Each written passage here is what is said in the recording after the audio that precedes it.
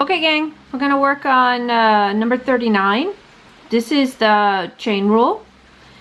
And it's really important that you figure out what the big rule is and what the little rules are. So the overarching concept here is the product rule, because you have a variable times a variable.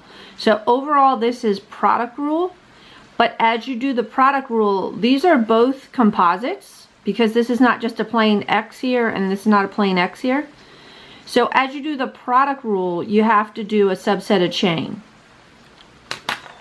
Alright, let's give it a go. So you're thinking product rule when you're doing this.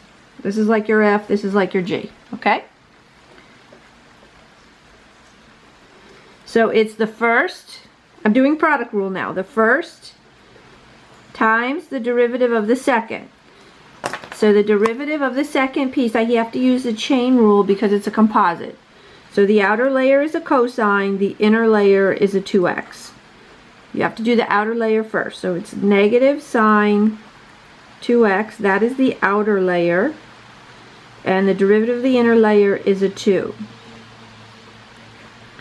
Alright, because that's outie times innie. Derivative of the outside times derivative of the inside. Alright, so far what I've done is f g prime. Right, I'm doing the product rule. Now I'm going to do g. I'm going to leave g alone. And I'm going to multiply it by f prime.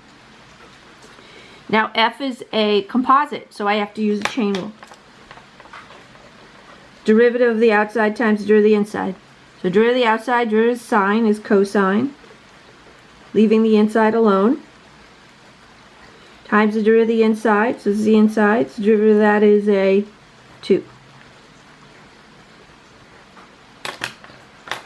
Alright, now I'm just going to make this look pretty. So again, don't ever alter the trig. Don't ever put anything in it. Don't ever do that. The only way that ever alters is if you're using an identity. Alright, so just be really careful about that.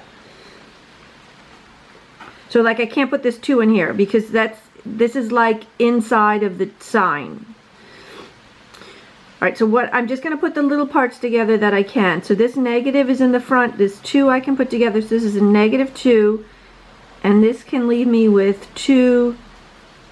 Sine times sine is sine squared. So either you can write it on the sine or you can put the big brackets up and put the squared there.